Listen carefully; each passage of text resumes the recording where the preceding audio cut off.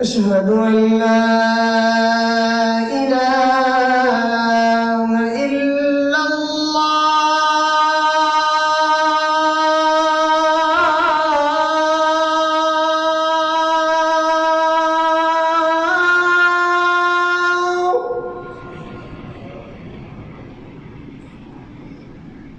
أشهد أن لا إله إلا الله.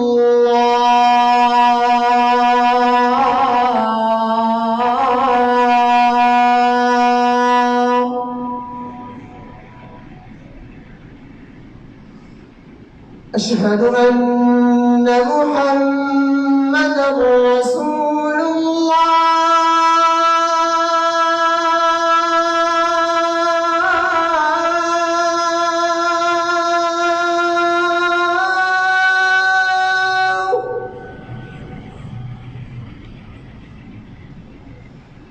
أشهد أن محمدًا رسول الله.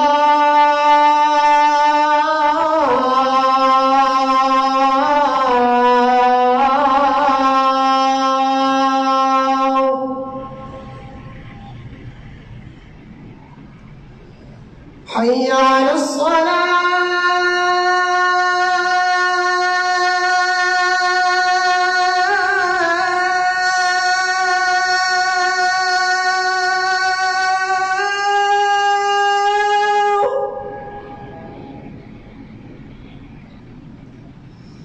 حي على الصلاة.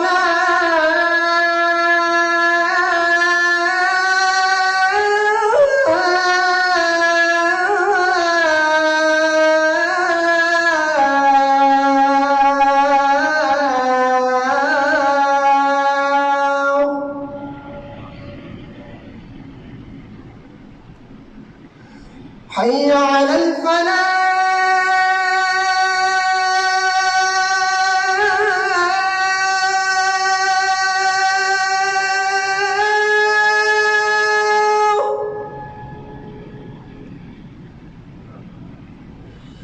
حي على الفلاح.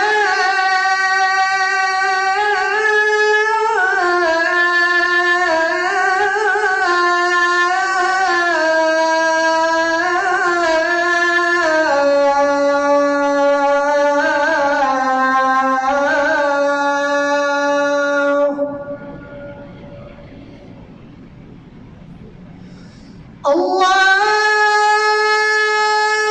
أكبر.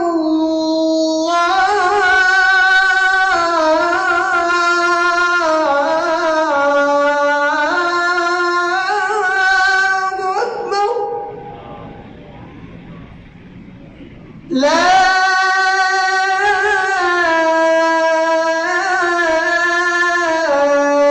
إله إلا الله.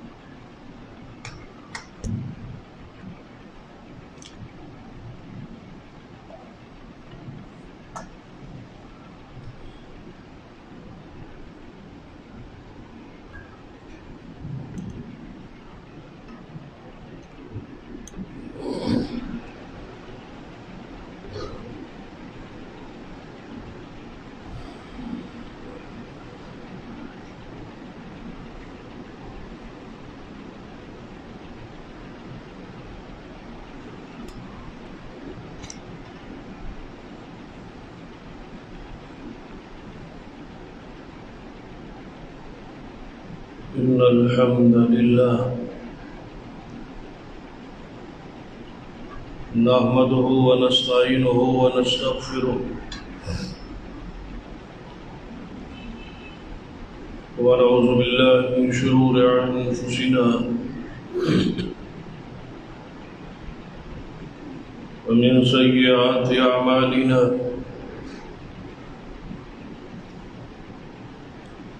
من يهد الله فلا مضل له ومن يضلل فلا هادي له أشهد أن لا إله إلا الله وحده لا شريك له وأشهد أن محمدا عبده ورسوله أما بعد فإن خير الحديث كتاب الله وخير الهدي هدي محمد صلى الله عليه وآله وسلم وشر الأمور محدثاتها وكل محدثة بدعة وكل بدعة ضلالة أما بعد فأعوذ بالله السميع العليم من الشيطان الرجيم من حمده ونفخه ونفثه بسم الله الرحمن الرحيم إنما المؤمنون إخوة فأصلحوا بين أخويكم واتقوا الله لعلكم ترحمون رب اشرح لي صدري ويسر لي أمري واحلل عقدة من لساني يفقهوا قولي رب زدني علما سبحان ربك رب العزة عما يصفون وسلام على المرسلين والحمد لله رب العالمين. حضرات،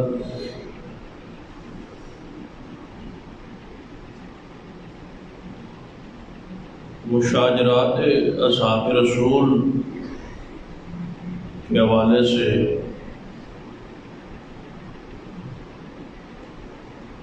گفتگو کا ایک سلسلہ جاری ہے.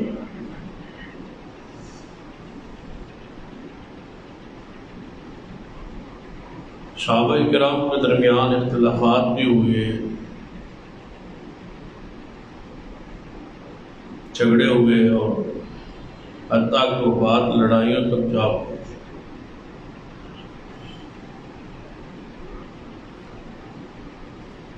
دو جنگیں مشہور ہیں. ایک جنگ جمل ہے جس کا ذکر گزشتہ جمعے میں ہو چکا ہے،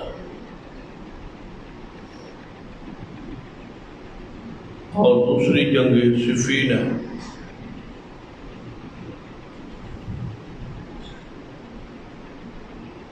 اہل سنہ کا موقف یہ ہے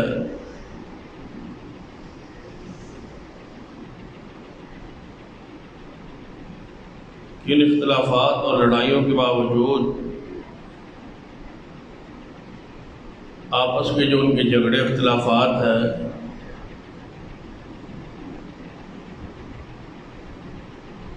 وہ غلط فہمی کا نتیجہ ہے.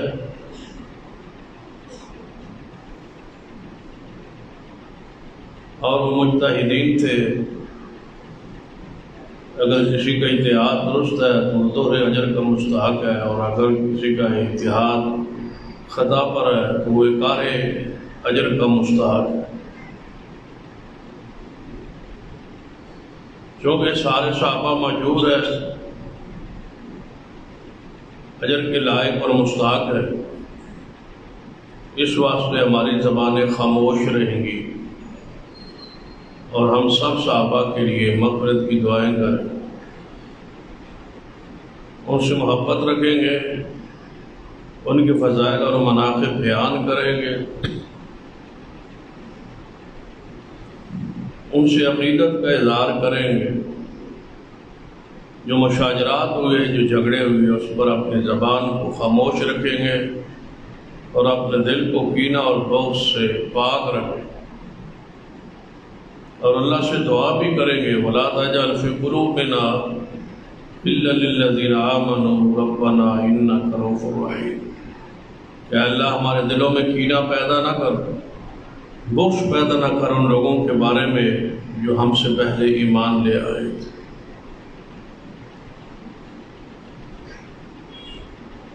لیکن چند گزارشات جن کا سمجھنا اور سمجھانا ضروری ہے، کیونکہ اس دور میں بہت بڑا فتنہ یہ ظاہر ہو چکا ہے اور اصحاب رسول کے خلاف ارضا سرائی کا سلسلہ جاری ہے۔ انہی اختلافیات کی بنیاد پر ان پر باس تنقید، تان اور تشنیع جاری ہے۔ اس واسطے ضروری ہے کہ صحابہ کرام رضوان اللہ علیہ مجمعین کی عدالت اور شفاعت اور مقام اور شان کو نکھار کے بیان کیا جائے،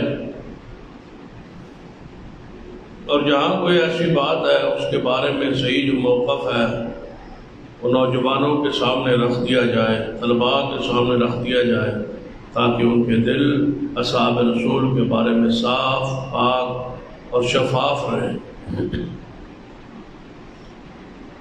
چند احادیث ہے، ان احادیث کو آپ نے سامنے رکھنا ہے کہ نبی اکرم صلی اللہ علیہ وسلم نے صحابہ کرام کے بارے میں امت کو تنبیہ کی ہے، سمجھایا ہے، نصیحت کی ہے۔ میری وجہ سے میرے صحابہ کو سے محبت کرنا، اور جو محبت کرتا ہے میری وجہ سے کرتا ہے، اور جو بغض کر رکھتا ہے وہ میری وجہ سے رکھتا ہے۔ یعنی گویا صحابہ سے بغض رسول اللہ سے بغض ہے، صحابہ سے محبت رسول اللہ صلی اللہ علیہ وسلم کی ذات سے محبت۔ چند ایسی حدیث ہے جن کی بنیاد پر رافضی اور ناسبی جو ہے انہوں نے اہل بیت اور آل رسول اور صحابہ کرام کے درمیان اپنی رائے اور اپنی مرضی اور اپنی تشریعات اور اپنی تعیین سے صحابہ کرام رضوان اللہ علیہ مجمعین کے خلاف بد زبانی کی ہے اور کر رکھی ہے۔ ان حدیث پر انشاءاللہ ساتھ ساتھ چلتے چلتے ذکر ہوتا رہے گا۔ جنگ جمل کے بعد اس جنگ میں سیدنا طلحہ اور سیدنا زبیر جیسے اکابر صحابہ کرام کی شہادت کے بعد ام المومنین سیدہ عائشہ صدیقہ رضی اللہ تعالی عنہا کے بصرہ سے واپسی کے بعد جو حالات ہوئے کہ یہ جنگ بھی اتفاق پر اور صلح پر اور احساس پر جو کچھ ہوا ہے درست نہیں ہوا، آپس میں یہ جنگ اپنے اختتام کو پہنچ۔ تو سیدنا علی رضی اللہ تعالیٰ عنہ شروع میں ہی جب خلافت کے منصب کو سنبھالا اور آپ کی بیعت ہو گئی تو آپ نے مختلف صوبوں کی طرف آپ نے اپنے گورنر بھیجے۔ جو پہلے گورنر چلے آ رہے تھے ان میں سے بعض کو ہٹایا، جس میں سہل بن حنیف کو آپ نے گورنر شام بنا کے بھیجا، جہاں سیدنا امیر معاویہ رضی اللہ تعالی عنہ پہلے سے گورنر موجود تھے، کیونکہ سیدنا عمر رضی اللہ تعالی عنہ سیدنا امیر معاویہ کے بھائی سیدنا یزید بن ابی سفیان رضی اللہ تعالی عنہ یہ صحابی رسول ہیں اور سیدنا امیر معاویہ کے بھائی ہیں۔ جس یزید کا ہم زیادہ ذکر کرتے ہیں یا تاریخ میں مشہور ہے وہ یزید سیدنا امیر معاویہ کا بیٹا ہے، اور جس کا میں ذکر کر رہا ہوں یہ صحابی رسول ہے اور سیدنا امیر معاویہ رضی اللہ تعالیٰ عنہ کے بھائی۔ یہ پہلے گورنر تھے سیدنا امیر معاویہ رضی اللہ تعالیٰ عنہ سے شام۔ ان کی وفات کے بعد سیدنا امیر معاویہ رضی اللہ تعالیٰ عنہ کو، یعنی انہی کے خاندان کو، انہی کے بھائی کو یہاں گورنر بھیجا گیا، اور یہ سیدنا عمر فاروق رضی اللہ تعالیٰ عنہ کے زمانے سے یہ گورنر چلے آ رہے ہیں۔ کون؟ سیدنا امیر معاویہ رضی اللہ تعالیٰ عنہ۔ تو 10 سال خلافت ہے سیدنا عمر کی، 12 سال خلافت ہے سیدنا عثمان رضی اللہ تعالیٰ، تو یہ 22 سال یہاں گورنر ہے۔ درمیان میں ایک لمحہ بھی ایسا نہیں آیا کہ آپ کو کبھی معزول کیا گیا ہو یا کبھی آپ کو برطرف کیا گیا ہو۔ آپ نے پوری طرح امانت دیانت کے ساتھ یہاں پر اسلام کو مضبوط کیا، اسلام کو پھیلایا، عدل کو قائم کیا، اور اسلام کی سرحدوں کو بڑھایا، اور بحری جہاد کا آغاز کیا۔ بحری بیڑے بنا کے اسلام کی صفوں میں اس جہاد کو جاری کیا، اور کئی جزیروں میں جا کے اسلام کی جھنڈوں کو لہرایا۔ یہ ہے سیدنا امیر معاویہ رضی اللہ تعالی عنہ، جن کی فضائل گزشتہ جمعے بیان ہو چکے۔ تو سیدنا علی رضی اللہ تعالی خلافت سے ابتدا ہی میں حضرت امیر معاویہ رضی اللہ تعالیٰ عنہ کو ہٹانا چاہا، اور آپ کا یہ قانونی اور دستوری خلیفۃ المسلمین کا حق ہے کہ جس کو چاہے وہ گورنر رکھے اور جس چاہے وہ ہٹا۔ لیکن یہاں پر معاملہ کچھ الٹ تھا کہ سیدنا امیر معاویہ رضی اللہ تعالیٰ سیدنا عثمان کے کزن تھے، خون کے والی اور وارث تھے۔ سیدنا عثمان کو مسلمانہ انداز میں شہید کر دیا گیا تھا۔ جب سیدنا سہل بن حنیف کو یہ گورنر کی حیثیت سے شام کی طرف جا رہے تھے، امیر المومنین سیدنا علی رضی اللہ تعالیٰ عنہ کا پیغام لے کے، تو راستے میں ان کو حقیقت معلوم ہوئی، اور ان سے کہا گیا کہ یہیں سے آپ پیچھے پلٹ جائیں تو بہتر ہے۔ اگر تو قاتلین عثمان کو قتل کر دیا گیا ہے، بدلہ لے لیا گیا ہے، تو پھر آپ جا سکتے ہیں، اور اگر بدلہ نہیں لیا گیا تو یہیں سے واپس پلٹ جائے۔ سیدنا عثمان کے خون سے رنگین قمیص شام میں پہنچ چکی ہے، اور آپ کی بیوی کی کٹی ہوئی انگلیاں وہاں پہنچ چکی ہے، اور سیدنا امیر معاویہ اس چیز پر اعلان فرما چکے ہیں کہ ہم سیدنا عثمان کے خون کا بدلہ لیں گے۔ جب تک شیر خدا محبوب خدا سیدنا علی رضی اللہ تعالیٰ عنہ قاتلین عثمان کو قتل نہیں کرتے یا ان کو ہمارے حوالے نہیں کرتے، اس وقت تک ہم بیعت سے رکے رہے۔ یہ بیعت سے رکنا، کچھ دیر بعد بیعت کرنا، توقف کرنا، یہ سیدنا علی رضی اللہ تعالیٰ عنہ کی اپنی سنت ہے۔ آپ نے سیدنا ابو بکر صدیق رضی اللہ تعالیٰ عنہ کی بیعت سے 6 ماہ کے قریب توقف کیا، ٹھہرے رہے، رکے رہے، اس کے بعد جا کے سیدنا صدیق رضی اللہ تعالیٰ عنہ کی بیعت فرمائی۔ تو کچھ عرصے کے لیے بیعت سے رک جانا ایک معقول بات ہونا، معقول عذر ہونا، اور معقول کسی بات پر غصہ ہونا، یہ فطری امر ہے۔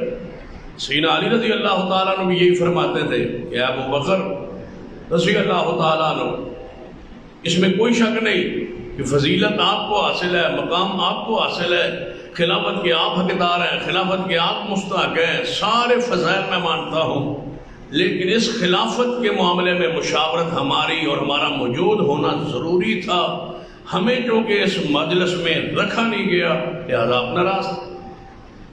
جو 6 ماہ غصہ چلتا رہا اس کے بعد صلح ہوئی، تو یہ کوئی ایسا امر نہیں ہے جو سیدنا امیر معاویہ رضی اللہ تعالیٰ عنہ نے زندگی میں پہلی مرتبہ کیا ہو، ایسا کوئی عمل۔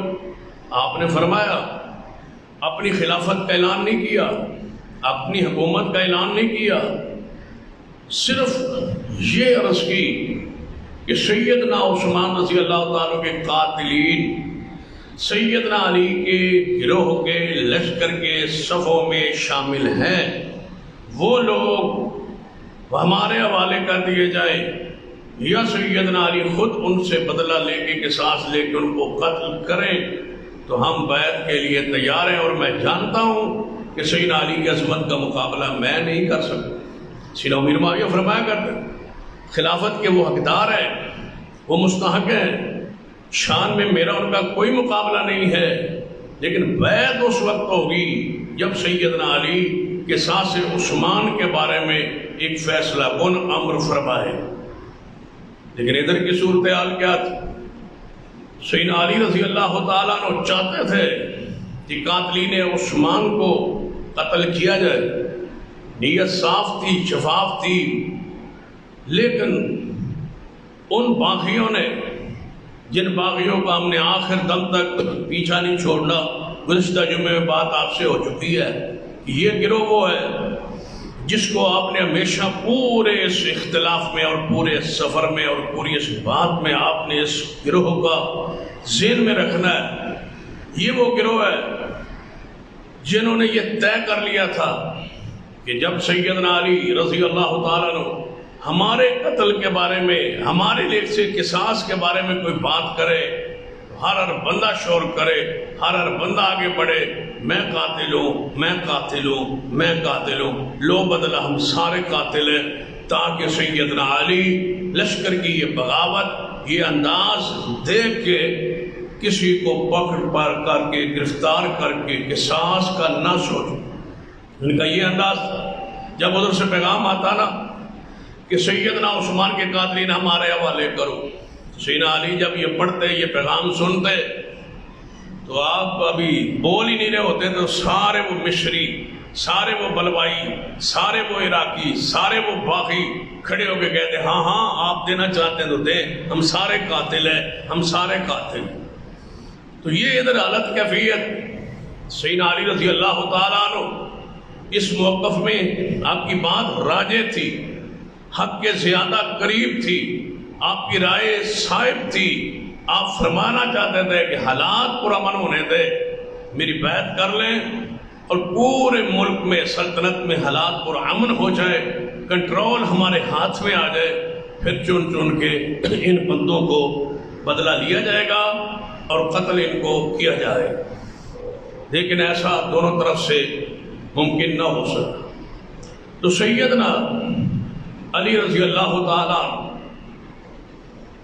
دوسری جنگ کے لیے جب یہ جنگ جمل ختم ہوئی، ام المومنین واپس پلٹی، طلحہ و زبیر شہید ہو گئے، تو سیدنا علی رضی اللہ تعالیٰ عنہ نے شام کی طرف خود جانے کا فیصلہ کیا کہ سیدنا امیر معاویہ رضی اللہ تعالیٰ عنہ مجبور کیا جائے کہ وہ خلافت کو تسلیم کرے اور بیعت کرے، اور ان کو ذہن میں یہ تھا کہ وہاں تیاری ہو رہی ہے، جو ہی جنگ جمل کی پوری صورتحال شام کو پہنچے گی تو شام والے یعنی سیدنا امیر معاویہ لشکر لے کے باہر نکلیں گے، لہذا بجائے اس کے وہ یہاں آئیں، ہم ان کا مقابلہ وہاں جا کے کرتے اور ان سے بات کرتے۔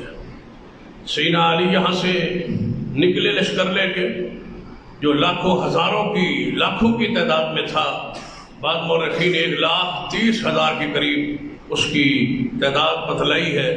صفین کے مقام پہ ایک جگہ کا نام ہے، وہاں سیدنا علی پہنچے۔ ادھر سے سیدنا امیر معاویہ کو پتہ چلا کہ ہماری طرف لشکر چل نکلا ہے عراق سے، تو آپ نے بھی تیاری فرما کے ایک لشکر لے کے صفین کے مقام پہ آپس میں اکٹھ ہوا۔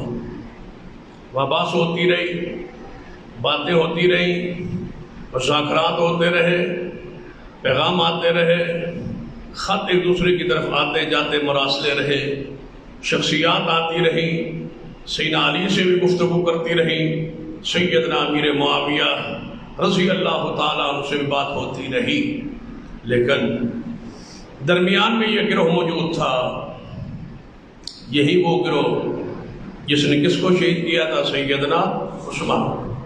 یہ نہیں چاہتے تھے، جنگ جمل ان کی شرارت کی وجہ سے ہوئی۔ جنگ جمل میں جو نقصان ہوا، 12,000 افراد وہاں شہید ہوئے، دونوں گروہ سے 6,000 کے قریب۔ آپ اندازہ لگائے اتنا بڑا نقصان اسی باغی گروہ، اسی فئہ باغیہ جنہوں عثمان کے خلاف خروج کیا، سیدنا عثمان کی خلافت کا انکار کیا، سیدنا عثمان کی بیعت کر کے اس بیعت کو توڑا، پھر اپنے خلیفۃ المسلمین کو شہید کیا، پھر یہ جنگ جمل کا سبب و ذریعہ بنے۔ صلح ہو چکی تھی، بات طے ہو چکی تھی، رات کے اندھیرے میں انہوں نے حملہ کر کے آپس میں لشکروں کو لڑایا، اور جب تک یہ بات دونوں طرف پہنچی اس وقت تک ہزاروں بندے شہید ہو چکے تھے۔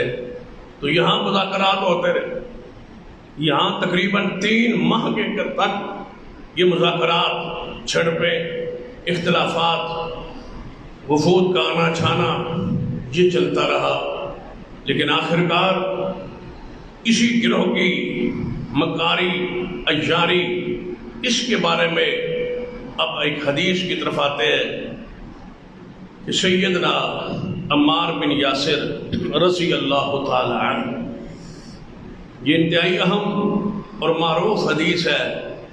اس حدیث کو سمجھنا اور جاننا میرے لیے اور آپ کے لیے اور جوانوں کے لیے خاص کر کے ضروری۔ یہی حدیث جو ہے سارے اس اختلاف کی اور لڑائی کی اور جھگڑے کی اور عوام الناس میں جو تفریق ہے، وہ اس حدیث کے معنی مفہوم کا تعین میں اتنا اختلاف ہوا ہے، جس کی وجہ سے سیدنا امیر معاویہ رضی اللہ تعالیٰ عنہ کو نعوذ باللہ برا کہا۔ سیدنا عمار بن یاسر صحابی رسول ہے، اور ان کی باپ کی یاسر کی قربانی اور ان کی والدہ سیدہ سمیہ کی قربانی آپ کے علم میں ہے۔ سب سے پہلے اسلام کی لیے شہید ہونے والی سمیہ تھی، جن کو 2 اونٹوں کے درمیان باندھ کے چیر دیا گیا تھا، وہ عمار کی ماں تھی۔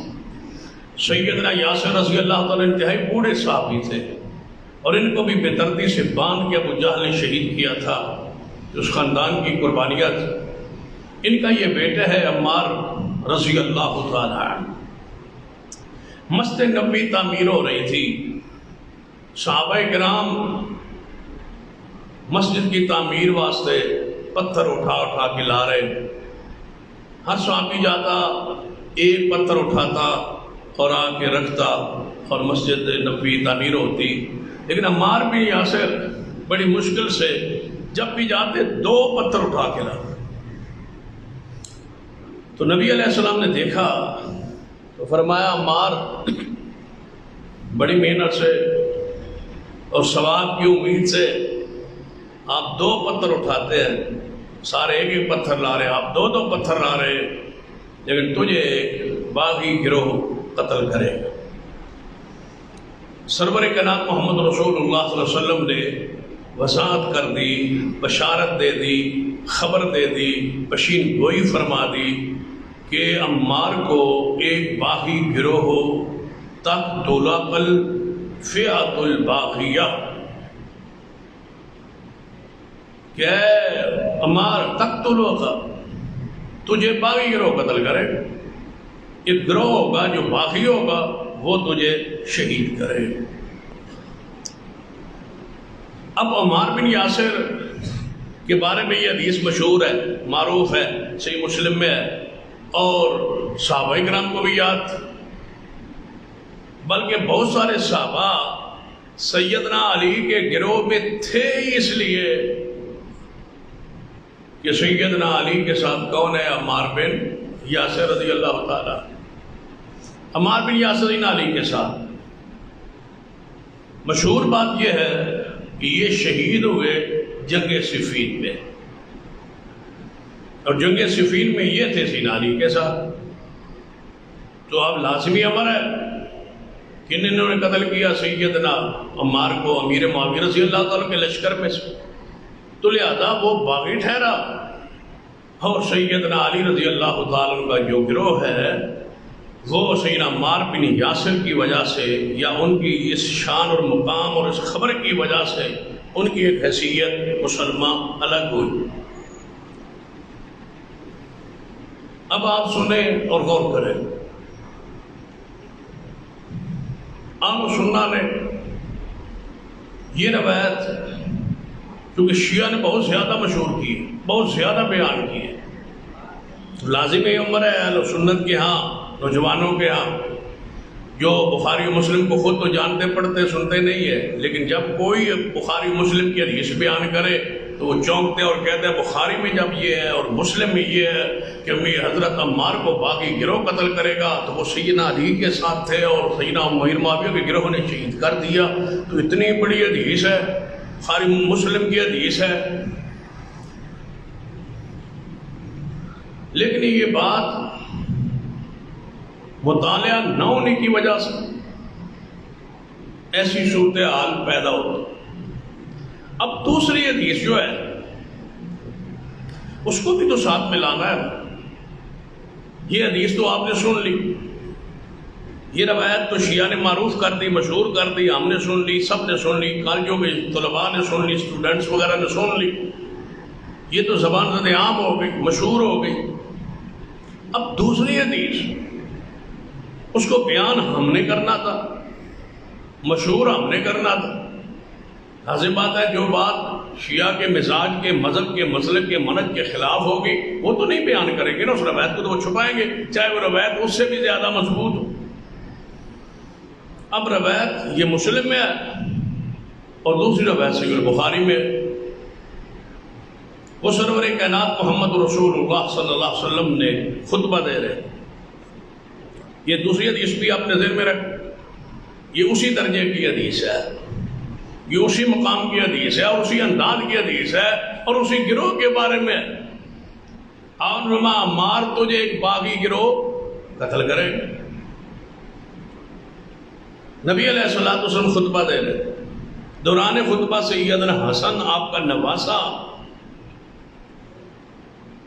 رضی اللہ تعالیٰ عنہ آئے اور آگے نبی علیہ الصلوۃ والسلام کے ساتھ ممبر کے ساتھ آگے بیٹھ، جس طرح ایک بچہ ہوتا ہے 7-8 سال کی عمر ہے، سیدنا حسن کا نانا رسول اللہ صلی اللہ علیہ وسلم خطبہ دے رہے ہیں، وہ آگے ساتھ بیٹھ۔ سیدنا ابو بکرہ رضی اللہ تعالیٰ عنہ حدیث کے راوی ہیں، فرماتے ہیں میں دیکھ رہا تھا کہ رسول اللہ صلی اللہ علیہ وسلم ایک نظر اجتماع پہ ڈالتے ہیں، پھر اپنے بیٹے کو دیکھتے ہیں، پھر ادھر نگاہ پاک ڈالتے ہیں، پھر ادھر دیکھتے ہیں، اور آپ فرماتے ہیں ان ابنی ھذا سید، میرے صحابہ یہ میرا بیٹا جو ہے نا نواسا، یہ سردار ہے،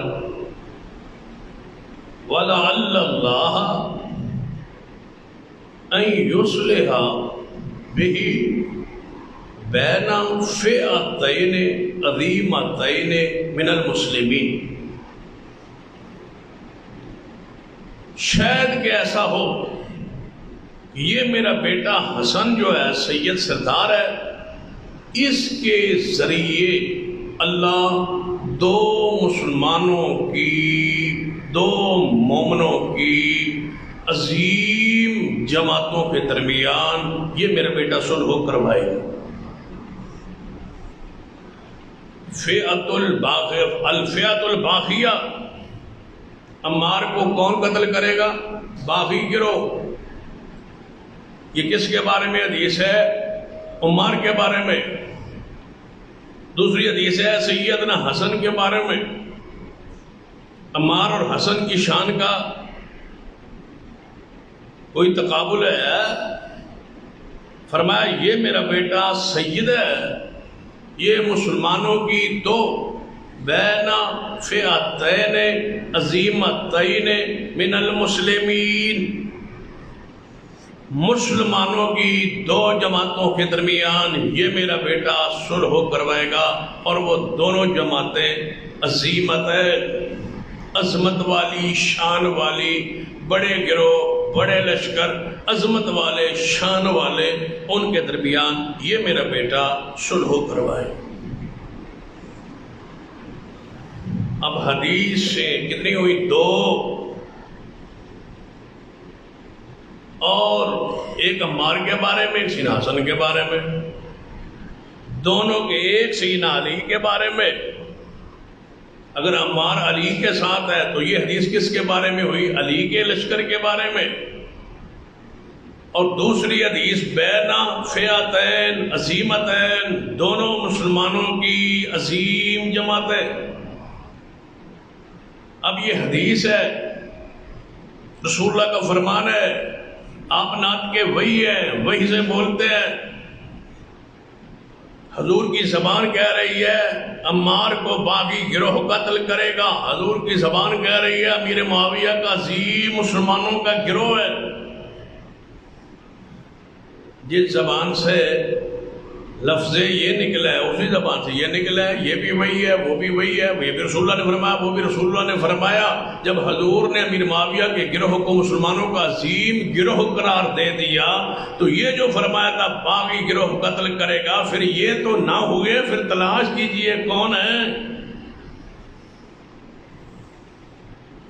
رسولن دوسری حدیث میں وضاحت کر دی ہے، اس گروہ کو تو مستثنا کر دیا، الگ کر دیا، سمجھا دیا کہ اس گروہ کے بارے میں کوئی اشکال نہ رہے، وہ تو مسلمانوں کا عظیم گروہ ہے۔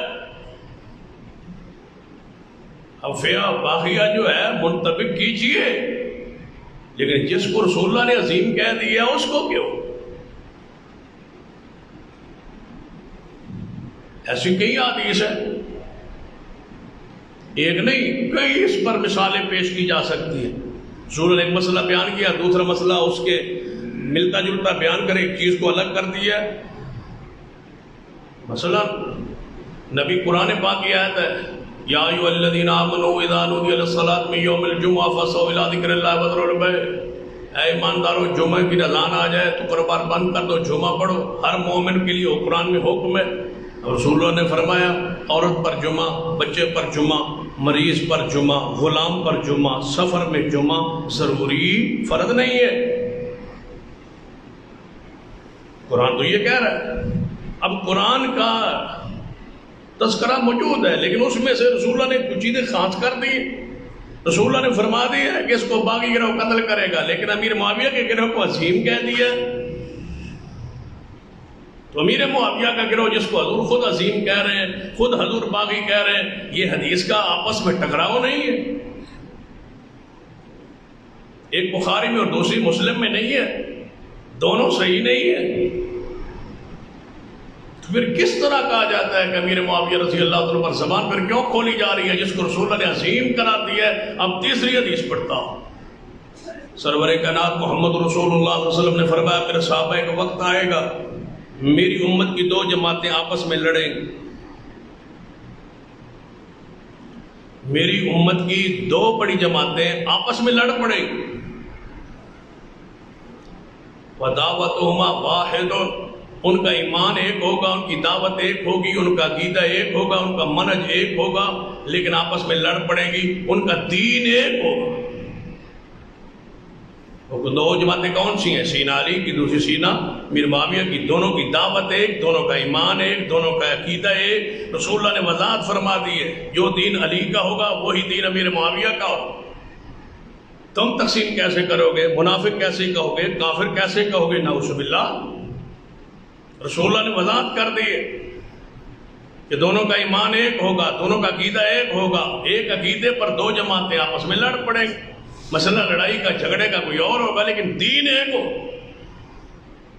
اور نہج البلاغہ کے اندر سیدنا علی کے خطبات کی طرف جو منسوب کتاب ہے اس میں بھی واضح ہے، سیدنا علی نے خطبہ دیا کہ ان کا ایمان ہمارا ایمان، ان کا رب ہمارا رب، ان کا قرآن ہمارا قرآن، ہمارا ایمان ان کا ایمان ایک۔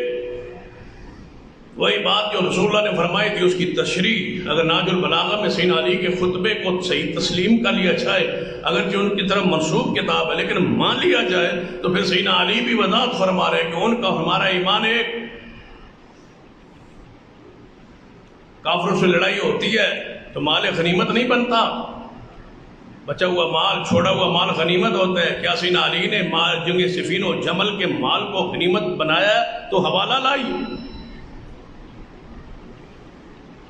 ان کے جو بچے قیدی ہوتے ہیں ان کو غلام بناتے ہیں. کیا بنایا ہے تو روایت لائی.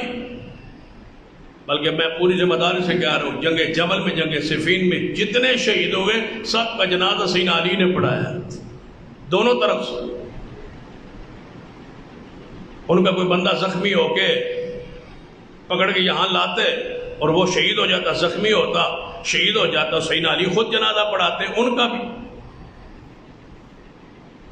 جنازہ کافروں کا ہوتا ہے، جنازہ منافقوں کا ہوتا ہے، جنازہ بے دینوں کا ہوتا ہے. کتابیں بھری ہوئی. بلکہ ایک بندے نے نا، یہ جو گروہ باغی شامل ہوا تھا سیدنا عثمان کی شہادت میں، جو گروہ ملوث ہے، اس گروہ کو آپ نے ذہن میں رکھنا ہے. یہ جو گروہ ہے، اس میں سے ایک بندے نے کہا اے علی رضی اللہ تعالی عنہ، ان کی عورتوں کو لونڈیاں بنانا ہی. یہ تو باغی تھے نا، فاسق تھے نا، فاجر تھے نا، برے لوگ تھے نا، منافق تھے نا. رسول اللہ نے ان کو منافق کہا تھا. عثمان کو گروہ قتل کرنے والا منافق ہوگا. ان کے بارے تو حدیث ہے. ان کو چھوڑتے ہو، ان کی رشتہ داری گانٹتے ہو، ان سے محبت کرتے ہو، اور سیدنا امیر معاویہ کے گروہ کو باغی کہتے ہو، جن کی تعریف رسول اللہ نے کی ہے. اور جس گروہ کو منافق رسول اللہ نے کہا ہے، اس کو بچا رہے ہو، اس پر پردہ ڈال رہے ہو، اس پر چادر ڈال رہے ہو، اس کے خلاف بولنے نہیں دیتے. اس کے خلاف بولو. جتنا زور ادھر لگاتے اتنا زور ادھر لگاؤ گے. یہ باغی تھے، یہ بدماش تھے، یہ منافق تھے، جن کو رسول اللہ نے منافق کہا تھا. یہ عبداللہ ابن سبا کے تیار کردہ لوگ تھے. یہ اصلاً یہودی تھے، ظاہری اسلام قبول کیا تھا، منافقین کا گروہ تھا. جنگ جمل میں ایک بدبخت کہنے لگا ہے علی رضی اللہ تعالیٰ عنہ سے کہ ان کی عورتوں کو لونڈیاں نہ بنائیں. یہودی جو تھے، منافق جو تھے. سیدنا علی نے پتہ کیا جواب دیا؟ اور ظالم زبان بند کر، کس کو لونڈیاں بنا رہے؟ جانتے ہو ادھر میری ماں امی عائشہ ہے. کیا کہہ رہے ہو؟ ام المومنین کو لونڈی بناؤ گے؟ یہ الفاظ تھے سیدنا علی رضی اللہ تعالیٰ. تو سیدنا علی اور سیدنا امیر معاویہ رضی اللہ کے درمیان یہ جنگ غلط فہمی کی بنیاد پر ہے. سیدنا علی، سیدنا امیر معاویہ اپنے موقف پہ، سیدنا علی اپنے موقف. ہمارا عقیدہ کیا ہے کہ سیدنا علی کا موقف جو تھا وہ حق کے زیادہ قریب تھا. یہ موقف ہے رسول، لیکن موقف اپنا اپنا ہے، مجور دونوں ہے. جنگ آغاز ہو، گھمسان کی لڑائی، ہزاروں بندے قتل ہوئے. لیکن آگے درمیان میں سیدنا امیر معاویہ ہی تھے جنہوں نے فرمایا عمر بن عاص، قرآن کو اٹھاؤ، لہراؤ اور ان کو کہو کہ کیا کر رہے ہو. جنگ ختم ہو، مذاکرات ہو. سیدنا امیر معاویہ کی زندگی کے بھی کچھ تقسیم ذرا کریں نا. آپ گورنر رہے کس کے دور میں؟ سیدنا عمر کے دور. یہ ایک گروہ، ایک زمانہ ہے. دوسرا آپ کی زندگی کا حصہ ہے کہ آپ گورنر رہے کس کے دور میں؟ عثمان کے دور میں. یہ دوسرا زمانہ ہے آپ. تیسرا دور ہے آپ کا سیدنا علی کے زمانہ خلافت میں الگ رہنے کا، جس کو مخالف کہتے ہیں بغاوت کا. چلو مان لیا یہ دور ہوا بغاوت. پھر ہے سیدنا علی سے صلح کا دور. باقی کہنے کے بعد میں پوچھتا ہوں بغاوت یہ ختم بھی ہوئی ہے یا نہیں؟ کیوں عقائد چھپاتے ہو؟ کیوں اصحاب رسول کے خلاف کام کرتے ہو؟ اور کیوں ان کے بارے میں غصہ اور لڑائی اور نفرت لوگوں کے دلوں میں بھرتے ہو؟ سیدنا علی رضی اللہ تعالی کی خلافت سے پہلے 22 سال وہ گورنر رہے، کوئی اعتراض نہیں ہے۔ 5.5 سال کے قریب حکومت ہے سیدنا علی، اس میں کہو تو یہ کہو کہ انہوں نے بغاوت، لیکن پھر شروع ہوئی، اختلاف ختم ہوا۔ سیدنا علی کی شہادت سے پہلے یہ بات ختم ہو گئی، بغاوت ختم ہو گئی، اختلاف ختم ہو گیا۔ تمہاری نظروں میں 1450 سال بعد بھی باقی ہیں، یہاں تو صلح ہو گئی ہے، پھر سیدنا حسن سے صلح ہو گئی ہے، پھر سیدنا حسن نے بیعت کر کے، آل رسول نے بیعت کر کے امیر المومنین مان لیا سیدنا امیر معاویہ کو۔ 20 سال تک یہ دور بغاوت کا ہے۔ رسول اللہ صلی اللہ علیہ وسلم نے جو فرمایا باغی گروہ قتل کرے گا، بھائی اس کی کوئی اور برائی رسول اللہ نے بیان کی ہو، یہی بیان کیا نا کہ ایک گروہ بغاوت کرے گا اور اس کو وہ شہید کر دے گا، حضرت عمار کو۔ وہ بغاوت اگر تم کہتے ہو یہ گروہ نہیں ہے، سیدنا عثمان والا، امیر معاویہ والا ہے، تو شہید ہو گئے، علامت بیان ہو گئی، کیا اس کے بعد رسول اللہ نے کچھ اور فرمایا؟ کیا اس بغاوت کا یہ درجہ کفر کا ہے؟ بغاوت گناہ ہوگا نہ ہو، اس کے بعد صلح ہو گئی، ختم ہو گئی بغاوت۔ بعد میں 20 سالہ تعریف تم کیوں نہیں کرتے؟ اس لیبل کو اتارتے کیوں نہیں جو اتر چکا ہے؟ سیدنا عمار کی شہادت کے بارے میں تو 2-3-4 باتیں۔ ایک بات تو یہ ہے کہ باغیوں نے، سیدنا عثمان کے قاتلوں نے رات کو عمار کو شہید کر کے ان کی میت کو اٹھا کے امیر معاویہ کے لشکر میں پھینک دیا تاکہ سویرے ہم یہ کہہ سکیں کہ باغی گروہ وہ ہے۔ یہ بھی روایت موجود ہے۔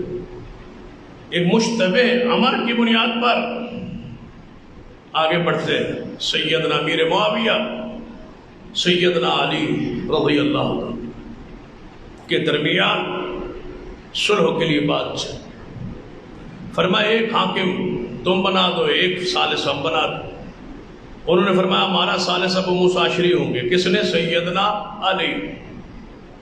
سیدنا امیر معاویہ نے فرمایا ہماری طرف سے عمرو بن عاص ہو۔ یہ دونوں صحابی آپس میں ملے، ملنے کے بعد طے ہوگا حضرت علی کی جان فوج واپس چلی جائے، امیر معاویہ کی فوج شام واپس چلی جائے۔ 6 ماہ بعد ہم اس جگہ پر، صفین کے قریب ایک جگہ ہے، اس جگہ پر دومت الجندل پر ہم اکٹھے ہوں گے اور ہم فیصلہ کریں گے۔ کچھ بندے آپ بھیج دیں گے، کچھ بندے یہ بھیج دیں گے، یہ حرمت والے مہینے گزر جائے، ہم پھر صلح کا اعلان کریں گے اور فیصلہ کریں گے۔ اس وقت تک تم کوفہ اپنے عراق میں رہو، تم شام میں رہو۔ دونوں لشکر واپس چلے گئے۔ علی پہنچ گئے کوفہ عراق پہ، سیدنا امیر معاویہ پہنچ گئے شام میں۔ یہ دونوں ثالث مقرر ہو گئے۔ 6 ماہ کا وقت طے ہوا، 6 ماہ کے اندر فیصلہ ہونا ہے۔ جب یہ واپس پہنچے کوفہ میں، عراق میں، 12,000 بندے سیدنا علی کے لشکر سے کھڑے ہو گئے۔ انہوں نے کہا سیدنا علی نعوذ باللہ مسلمان نہیں رہے۔ یہ کون سا لشکر ہے؟ کس کے لشکر سے؟ سیدنا علی کے اپنے لشکر سے 12,000 کے بندے، قریب بندے کھڑے ہو گئے۔ سیدنا علی نعوذ باللہ مسلمان نہیں رہے۔ ہم بغاوت کرتے ہیں، یہی وہ باغی گروہ ہے، یہی وہ قاتلین عثمان ہے، یہی وہ پاگل دیوانے و خارجی ہے۔ رسول اللہ کی حدیث ہے، آپ نے فرمایا 2 گروہ مسلمانوں کے آپس میں لڑیں گے، پھر ان کے لشکر میں، ایک لشکر میں سے ایک گروہ نکلے گا جو اسلام سے ایسے نکلے گا جیسا تیر کمان سے نکلتا ہے۔ ان کی علامت ہوگی کہ وہ اپنے سروں کی ٹینڈ کرائیں گے، اور رسول اللہ صلی اللہ علیہ وسلم نے فرمایا وہ اسلام سے، دین سے نکل جائیں گے، نماز روزے پڑھ کریں گے، لیکن مسلمانوں پر وہ فتوے لگائیں گے اور وہ نکل جائیں وہ خارجی۔ جو ان کے خلاف جہاد کرے گا اللہ اس کو جنت عطا فرمائے۔ یہ خارجی ہے، یہ کس سے نکلے؟ سیدنا علی کے لشکر سے۔ انہوں نے کہا قرآن کہتا ہے ان الحکم الا للہ، حکم اللہ کے لیے، حاکم اللہ ہے۔ سیدنا علی نے ابو موسیٰ اشعری کو حاکم بنا کے امیر معاویہ سے صلح کیوں کی؟ لہذا انہوں نے نعوذ باللہ کیا ہے کفر، ہم علی کے ساتھ نعوذ باللہ ان کی اس وجہ سے ان کے ساتھ۔ سیدنا علی نے عبداللہ ابن عباس کو فرمایا جاؤ ان کو سمجھاؤ، وہ آئے، وہ سمجھے کیا اعتراض ہے بھائی خارجیوں؟ کہنے لگے ہمارا پہلا اعتراض سیدنا علی نے حاکم کیوں بنایا؟ حاکم بنا کے غیر اللہ کو حاکم اللہ ہے، وہ کفر کا اختیار کر گئے نعوذ باللہ، اور کافر کی حکومت ہم تسلیم نعوذ باللہ نہیں کرتے۔ رافضیو، یہ ہے وہ باغی، یہ وہ عثمان کے قاتلین، پاگل دیوانے کلاب النار جہنمی کتے، یہ خارجی جنہوں نے سیدنا علی کو بھی کافر کہا، ان کا تم ذکر نہیں کرتے، ان کا ذکر کرتے ہو۔ یہ ہے وہ لشکر جو الگ ہوا شیر خدا سے، جن کی اصل یہودیت تھی، اصل نفاق تھا، اعتقادی منافق تھے، یہ الگ ہو۔ ابن عباس آئے، ان سے مناظرہ ہو، فرمایا کیا قرآن پاک میں اللہ نے نہیں فرمایا میاں بیوی لڑ پڑے تو ایک حاکم بچی والوں کی طرف سے ایک بچے والوں کی طرف بنا کے ان کے درمیان صلح کروا دو؟ کیا یہ قرآن نے کہ نہیں کہا؟ تو حاکم ثالث بنانا کون سا کفر ہے؟ خارجی چوکو۔ فرمایا کیا حضرت علی نے امیر معاویہ سے صلح کرتے ہوئے انہوں نے امیر المومنین لکھا کاغذ میں دستخط کرنے کے لیے، کاغذ میں لکھا امیر المومنین علی کی طرف سے امیر معاویہ سے صلح؟ فرمایا انہوں نے حضرت امیر معاویہ نے فرمایا ابھی تک ہم نے آپ کی بیعت نہیں کی، جب تک امیر المومنین ہم آپ کی بیعت نہیں کرتے اس وقت تک ہم کاغذ پر دستخط پر یہ نہیں لکھنے دیں گے، آپ لکھیں علی ابن ابی طالب۔ تو حضرت علی نے یہ امیر المومنین کا لفظ کیوں کاٹا؟ لہذا ہم نہیں مانتے۔ تو حضرت ابن عباس نے فرمایا کیا محمد رسول اللہ نے صلح کرتے ہوئے رسول اللہ کا لفظ نہیں کاٹوایا تھا؟ کون سی بات سیدنا علی رضی اللہ عنہ ایسی کی ہے جو خلاف شرع ہے، جس پہ کوئی نمونہ حدیث دین شریعت موجود نہ ہو؟ کچھ واپس پلٹ آئے اور کچھ الگ رہے، خارجی رہے، کچھ مسلمان ہو گئے، کچھ خارجی رہے۔ یہ وہ گروہ ہے۔ آگے بڑھو، 6 ماہ گزرے، آپس میں صلح کے لیے جو معاہدہ تھا وہ بات طے ہو۔ آگے دونوں ثالثوں نے فیصلہ کرنا چاہا، کبھی آپس میں کہیں عبداللہ بن عمر بن جائے خلیفۃ المسلمین، ان دونوں کو معزول کر دیا جائے، امیر معاویہ کو بھی معزول کر دیا جائے، سیدنا علی کو بھی معزول کر دیا جائے۔ جب اس پر طے ہوا اور اعلان ہوا کہ سیدنا علی اور امیر معاویہ کو معزول کر دیا جائے، بعض نے کہا کہ نہیں، دونوں سانسوں کے درمیان فیصلہ طے نہیں ہو سکا۔ جب طے ہی نہیں ہو سکا کہ معزول کیا جائے نہ کیا جائے، آپس میں الجھتے رہے، ثالثوں کے درمیان بحث ہوتی رہی، تو سیدنا علی رضی اللہ تعالیٰ عنہ کو خارجیوں نے، اس گروہ نے اٹھایا اور کہنے لگے اے علی آپ کو معزول کر رہے ہیں۔ سیدنا امیر معاویہ کے گروہ والے کہنے لگے آپ کو معزول کیا جا رہا ہے، سنا ہے کہ آپ کی معزولیت کا فیصلہ ہو چکا ہے، آپ تو یہاں آ گئے تھے، آپ نے ثالث بنا کے دوبارہ نکلیے۔ لوگوں نے کہا ہے علی بجائے اس کے ادھر جانے کے پیچھے ادھر جائیں گے، کوفہ سارا خارجیوں سے بھر جائے گا، یہ بدبخت مرتد ہو گئے، پہلے ان کے خلاف تو جہاد کر لے۔ سیدنا علی نے فرمایا بہتر ہے صفین میں جانے کے بجائے، امیر معاویہ سے لڑنے کے بجائے پہلے ان سے لڑائی ہو۔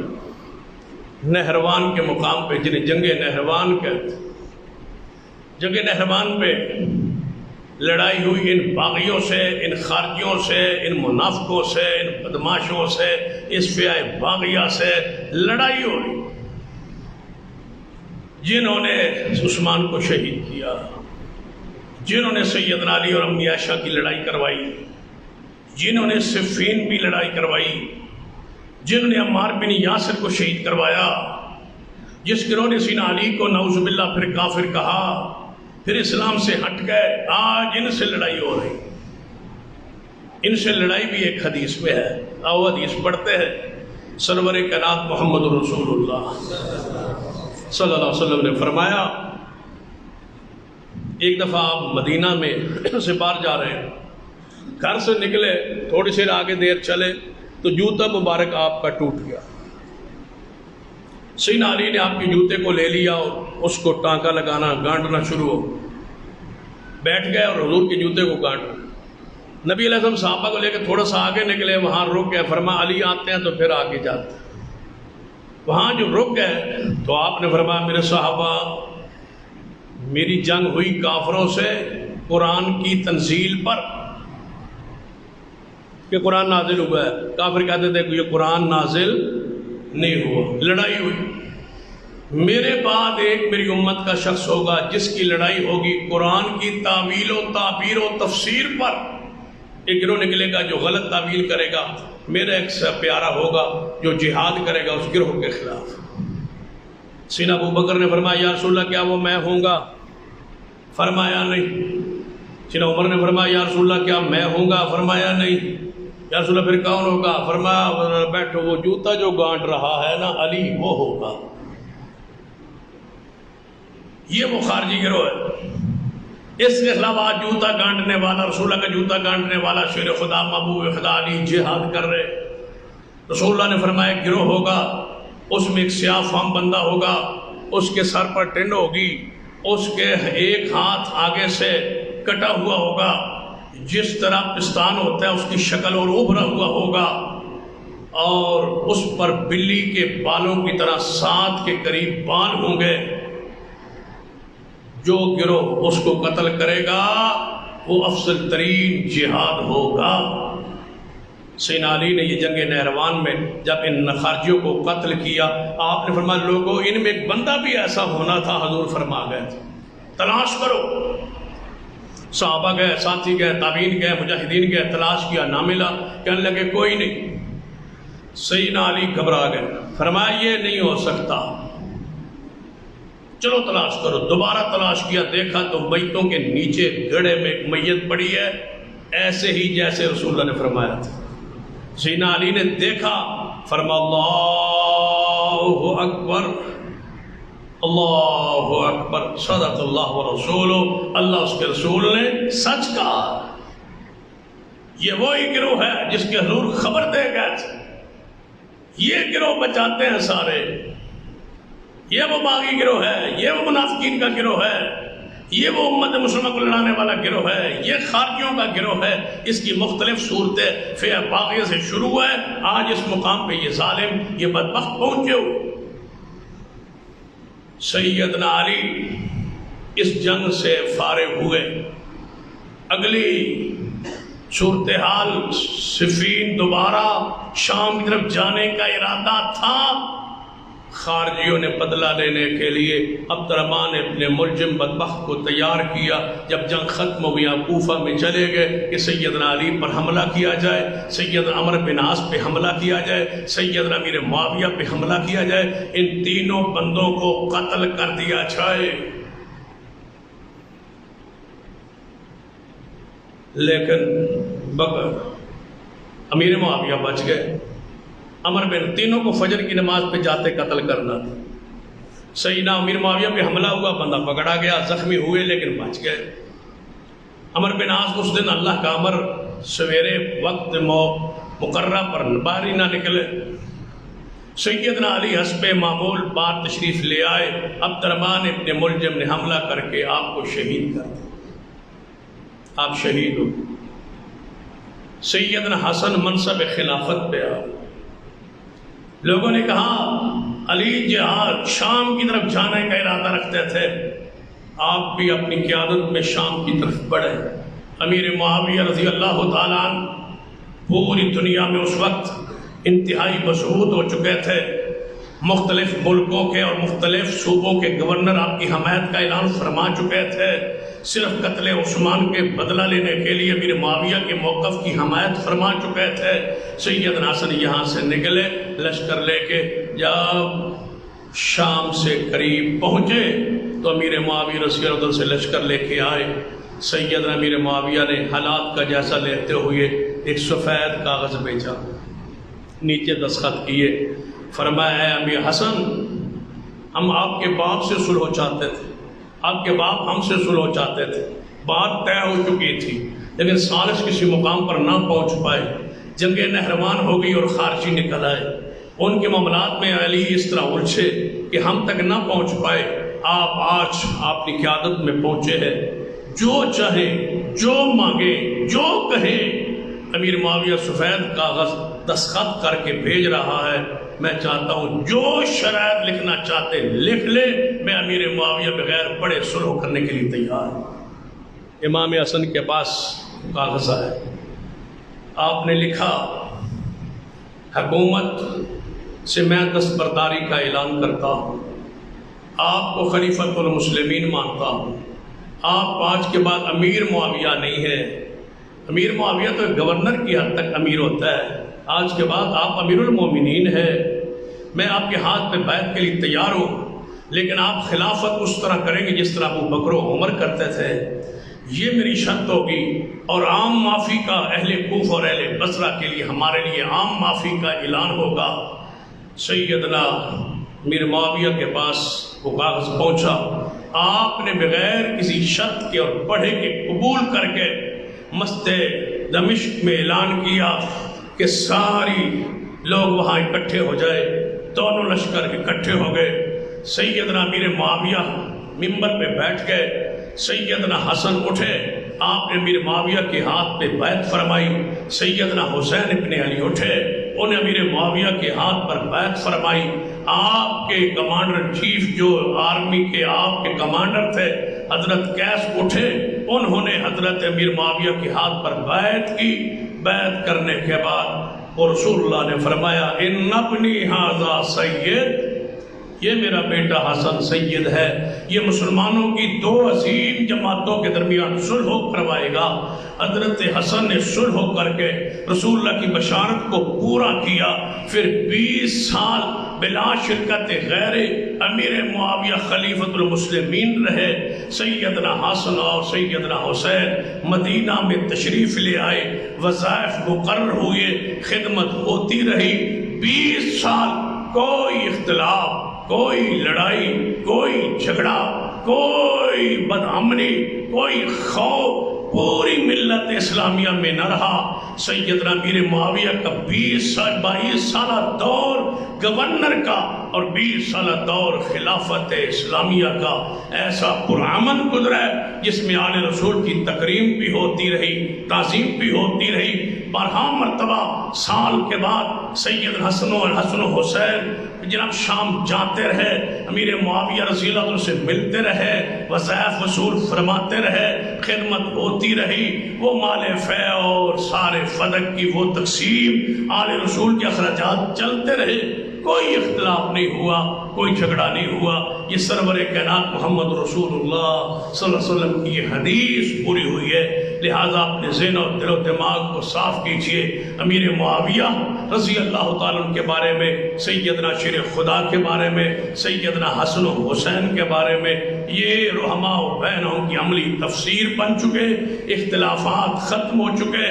میں پوچھتا ہوں جب صلح ہو گئی ہے, صلح وارثین علی کر رہے ہیں, علی کی وراثت کا وارث کون تھا؟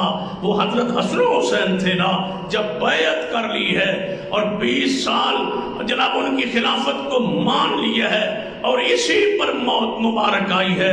حضرت امیر معاویہ کے زمانہ خلافت میں امام حسن دنیا سے چلے گئے تھے اور صلح کی حالت میں گئے تھے. پھر تمہیں کیا حاصل ہے وارث کی صلح کے بعد؟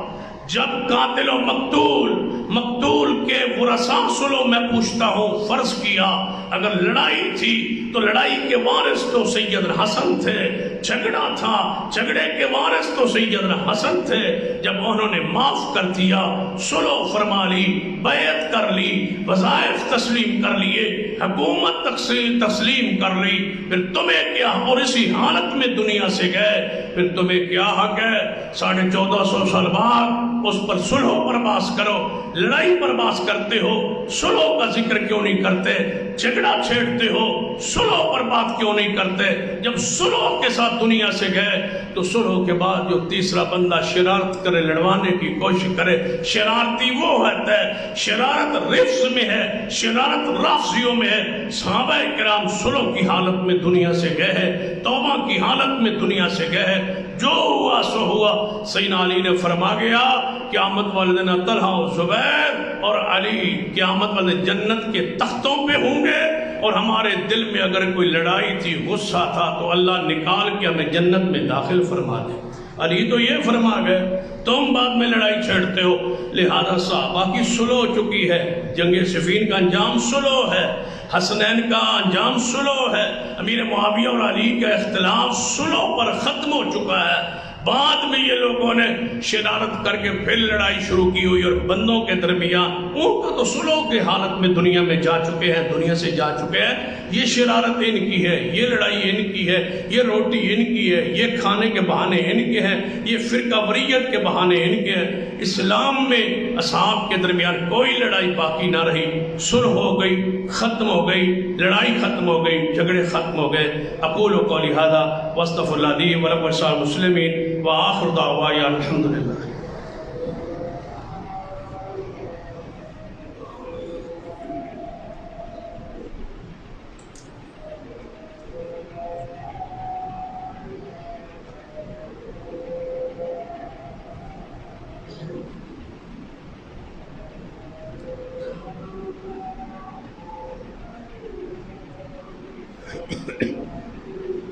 آئندہ جمعہ جو ہے وہ جامع مسجد بیت الرحمان اہل حدیث میں کراچی سے تشریف لانے والے شیخ استاد کاشف نسیم صاحب ارشاد فرمائیں گے۔ خطبہ جمعہ 12:30 بجے شروع ہوگا، بیت الرحمان وانس بائی روڈ پر۔ اب آپ تشریف لے جائیں۔